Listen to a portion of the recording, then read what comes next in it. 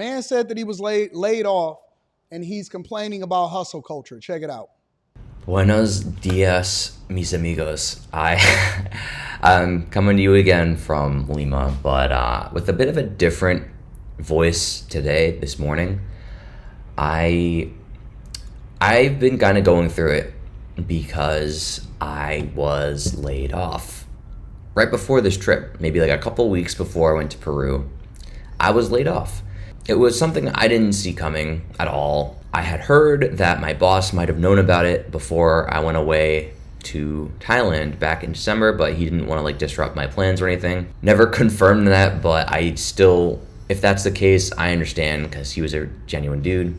And because I was laid off, I was able to extend my trip a whole 2.5 weeks and will continue to do so moving forward. But being laid off means it's time to look for another job. And the thing that kind of sucks, people tell you to go into STEM, major in engineering of some kind, and you'll have job security. But the thing is, that's bullshit because you can get laid off if the company isn't doing well. Engineers are the first to go. Also, I find Nope, he's wrong. Engineers are not the first people to go. It's all of the people that doesn't add value. Now, he is correct. You can get laid off if the company is not doing well. Well, guess what? Obviously, you can get laid off if the company isn't doing well, because if the company is not making money and they're going out of business, then that's the end of it. I'll give you an example. One of the companies that is seems like is going out of business and is laying off basically everybody, not just the engineers, is Peloton.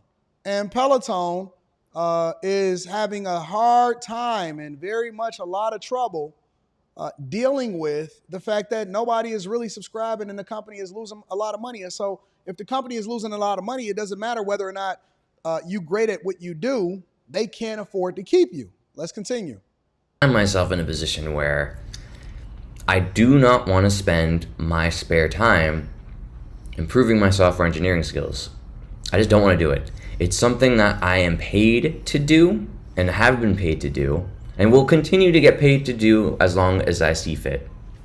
But this whole hustle mindset of, oh, I'm going to go code all day and then come home and work on personal projects so I can learn some obscure programming language that I don't already know and practice my algorithms and object-oriented programming and data structures and all this bullshit. I already did this in school, and I refuse to allocate any more of my life to this endeavor. And I don't care if that's going to hurt my job prospects either, because I don't enjoy doing it. And in order for me to excel in something, I need to enjoy it.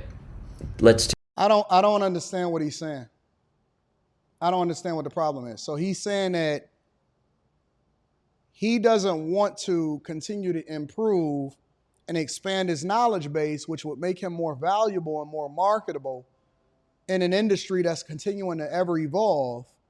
And so he believes that he should just be able to do whatever it is that he did in school, and that's the end of the conversation. Okay. So a lot of y'all think that just going to school or just going to college or just getting a degree is going to be the end of it. It's not.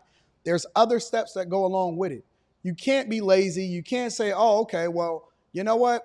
I don't want to continue to improve my knowledge base, or I don't want to continue to pour into myself, or I don't want to get any certificates, or I don't want to grow or anything like that. I just want to stay where I want to stay, and that's the end of the conversation. That's not going to do you well. That's not going to bode well for you, big dog. If you don't want to do the job, or if you're not good at what you do, or if you don't want to have self-improvement skills, then you're just going to have to go ahead and bow out, and that be the end of the conversation. But basically what all of these people are telling me, and it's the same story all across the board, is they basically saying that they're lazy.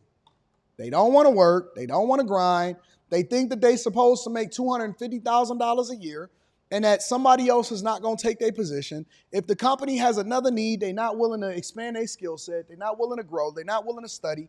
They're not willing to do anything, even if it's on company time. And so what do you think what do you think is going to happen? If the company can't use you because they pivoted over into another code base, or they develop a new application and you're not, suited or skilled to be able to participate on that project, eventually they run out of a need for you. Listen, you're sitting at the crib in front of a computer.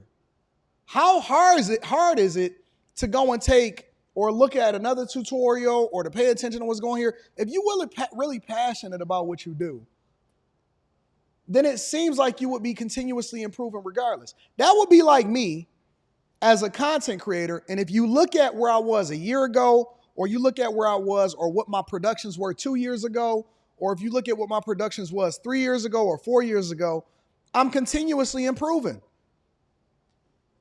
In a span of months, y'all don't even know the continuous improvement, or y'all don't even recognize it, because I just implement stuff and I grow in how it is that I continue to invest. I mean, I got a whole studio and I've invested literally tens of thousands of dollars, and over a period of time, it'll be over $100,000 when you include the cost of the studio itself. I've invested thousands and thousands. Actually, I've invested well over $100,000, hundreds of thousands of dollars, if you also include the people that I pay, the people that I bring on as content creators, other people that contribute into the platform, the software that I do, the internet that I pay for, the studio that I built, the computer equipment that I continue to upgrade, the microphones, all of the things that we do in order to continue to make sure that we giving you the best product. Why wouldn't I continue to invest in a thing that ultimately creates the best product that allows for me to compete in a highly competitive field? You can't just sit there and say, oh, okay, well, you know what? I'm tired. I went to school to do this, and that's all I really wanted to do, and I don't want to learn anything else. And so, oh, well, whatever happens, happens. It's stupid. These people are lazy, and they don't want to continue to push. And that's why I know, and I'm cool with the idea that people are being lazy, because what it does is it creates an environment that allows for me to continue to win. I know as long as I can outpace you, as long as I can endure long enough against you, I'm going to beat you 10 times out of 10. I'm going to beat you, because no matter how talented that you are, you lazy. Take photography. Photography is a little side hustle that I picked up, and a skill that I'm actively working on almost every day, especially now that I'm traveling and it complements traveling. I want to get better at that, and it genuinely excites me.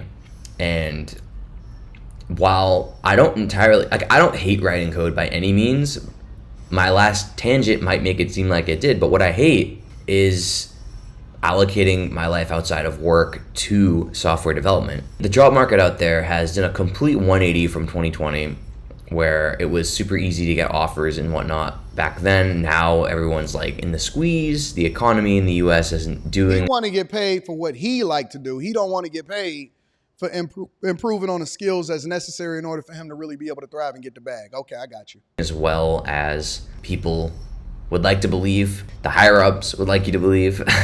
So yeah, just because you have an engineering degree doesn't mean you have job security, and you have to find another way to make it work.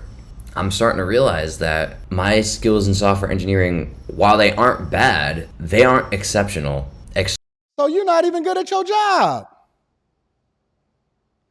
So hold on, fam. You're not even good at what you do. Your skills, and you are openly admitting that your skills when it comes to software engineering is substandard. They not bad, but I'm not exceptional. I'm not good at what I do either. But you expect job security and to continue to be paid at a top wage and not to be let go when they start to call and say, you know what, who can we let go because we got a little bit of a, you know what I'm saying, we need better talent and stuff in here. You don't want to get no new skills. You don't want to grind. You already admitted that you're substandard in your coding ability.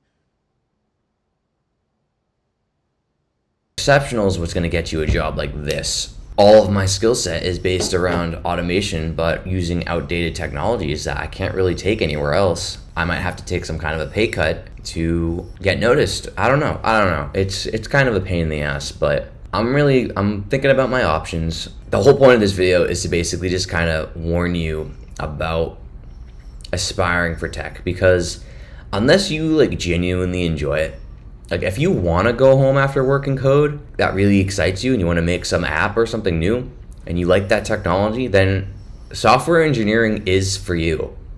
Like 100%. Like that's awesome. Go you, send it. But that's not me. And like the amount of work you got to do to stay relevant in this industry is just nuts. And I just don't see myself staying in tech. Well, I'm not right now, I'm employed, but like, you know, I do want to get one more job. The right job hopefully will present itself, but I don't know. I don't know how it's gonna go, and my preference would be to make money elsewhere. So nothing in life is guaranteed, and just because you have the fancy bachelor's or master's degree, like I was just on LinkedIn, and I saw a bunch of people, like I saw some like post for Apple or something in Austin, Texas, and literally so many people commented on it like, oh, like, you know, I have a master's degree and I know skills in computer architecture, low level programming, blah blah blah blah blah. And yeah, so the competition is fierce, but yeah, You be don't have to work at Apple. Literally, every single company in the world is looking for people and engineers that are productive, that also is familiar with the latest technologies and have a great skill set. And if you are, these people are just lazy, bro. That's just the conclusion that I came to. Most people are lazy. Most people are not going to put their all into it. They not worried about, they think that just getting a degree alone and just having a resume is going to be enough. I'm going to apply to one job this month, and then if they don't call me, oh, well, boo-hoo. Come on, man. I think that people are just super lazy, super lazy.